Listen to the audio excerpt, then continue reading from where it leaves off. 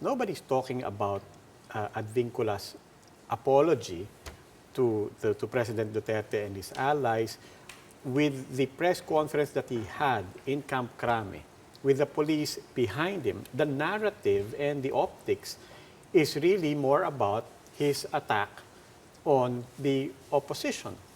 Now, we saw General Albayalde kanina. He was getting very exasperated in trying to make the point that the police is not being politicized.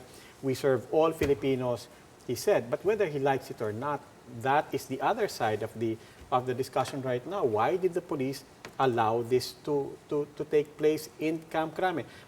Let me just start with one basic question. Who made that decision to give him the podium, to give Mr. Advincula the podium to speak? Well, it was a collective decision of the leadership of the PNP to allow him to give that public apology after presenting him as an arrested person by virtue of the warrants of arrest issued by the court. And well, it is to emphasize that we've been looking for this Bikoy because he made serious allegations previously against the family of the president. And he needs to substantiate it also. So he needs to prove and give us his evidences to prove or support his allegations. So, and then this time we got surprised that he made another set of allegations for another group of people. And well, based on that, we expect that he can substantiate and provide evidences. And he offered him, of course, he offered his mobile phone as he has some conversations in his mobile phone. But we need with more. the opposition. I guess so. Yeah.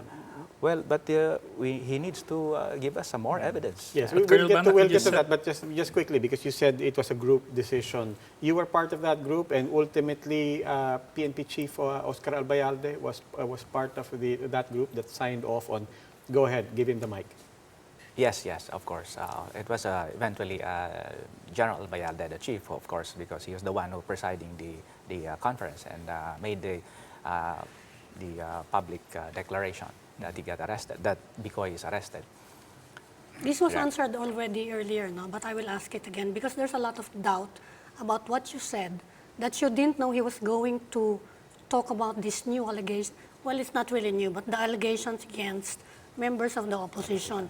Kasi iniisip ng mga tao, this is the headquarters of the Philippine National Police. Of course, you ask someone before you give him the PNP stage, no, to air anything, you will ask this person, ano ba sasabihin mo? Kasi baka nga makasira sa PNP, di ba? Right. It will reflect badly on the organization if you have a liar there speaking to on national TV. So, hindi ba siya nagbigay ng kahit indication that I'm going to talk about this video dahil mag-apologize siya and I'm going to say where it came from.